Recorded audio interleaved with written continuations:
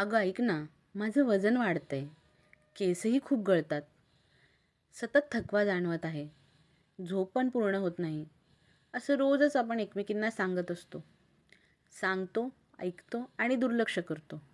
आणि एक दिवस अचानक डोकं वर काढू लागतात PCOD आणि थायरॉईड यांसारखे आजार.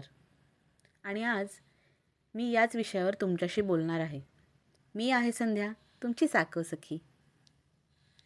आपण PCOD, थायरॉईड याबद्दल इंटरनेटवर, पुस्तकांमध्ये ऐकतो, वाचतो. त्याची लक्षणं काय आहेत, त्याची ट्रीटमेंट काय आहे, हे आता असं आपल्याला जणू पाठच झालेलं आहे. मी आज यापैकी काहीही सांगणार नाही. PCOD, थायरॉईड आणि हार्मोनल इम्बॅलन्ससाठी कारणीभूत असणारा एक वेगळा अँगल तुमच्याशी शेअर करणार आहे. मी स्वतः एक PCOD वॉरियर आहे. होय, मी स्वतःला आणि PCOD सोबत जगणाऱ्या प्रत्येक स्त्रीला वॉरियर म्हणेन. कारण हार्मोनल इम्बॅलन्सेससोबत जगणं म्हणजे एक युद्धच आहे, जे रोज आपण लढतो, जगतो आणि काही अंशी जिंकतो सुद्धा.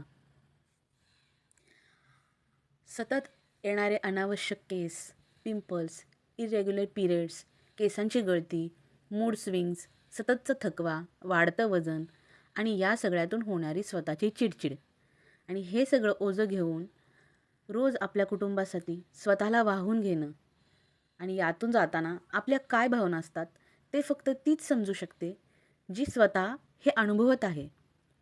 बाकी कोणी कितीही जवळचं असलं, अगदी आपले पार्टनरसुद्धा, तरी एकतर ते आपल्या गोष्टी ऐकून दुर्लक्ष करायला लागतात किंवा सरळ डॉक्टरकडे जाण्याचा सल्ला देतात. यावर मेडिकल ट्रीटमेंट ही नक्कीच घेतली पाहिजे. पण सगळ्यात आधी महत्त्वाचं आहे ते स्वतःचं हीलिंग. होय, आपण जेव्हा स्वतःला व्यक्त होऊ देत नाही किंवा आपल्या भावना सप्रेस ठेवतो, आपल्या भावना आतल्या आत दाबून ठेवतो, सतत समाज, कुटुंब, घरातले यांच्या प्रेशरमुळे जे इमोशन्स सप्रेस होतात, ज्या भावना दडपल्या जातात, त्या काही काळानंतर थायरॉईडच्या स्वरूपात बाहेर येतात. हे आता डॉक्टरांनी सुद्धा स्वीकारलं आहे.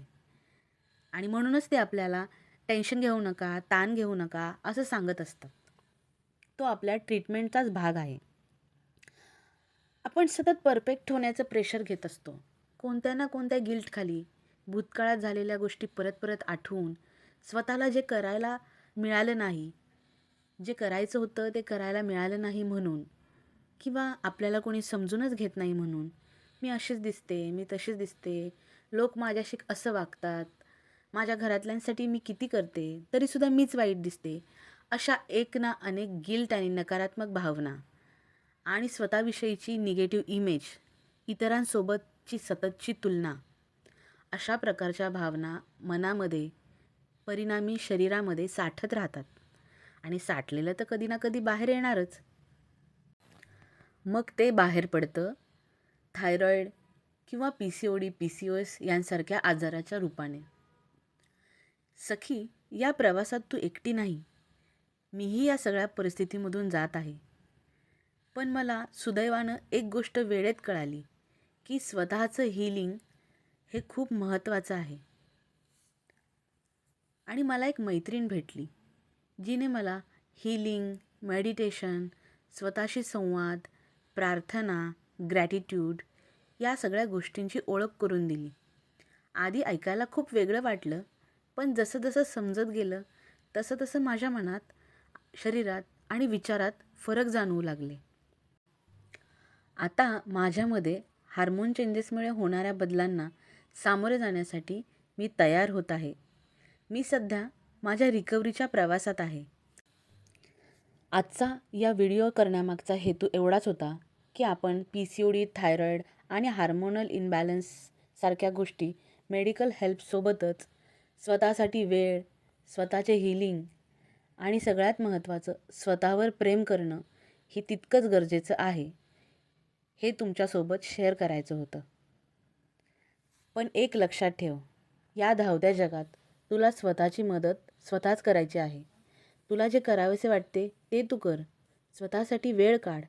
चांगल्या मैत्रिणी निवड, ज्या तुला फक्त गॉसिपच नाही तर तुझ्यातल्या हिडन टॅलेंटला शोधून तुला अपलिफ्ट करण्यासाठी तुझी मदत करतील.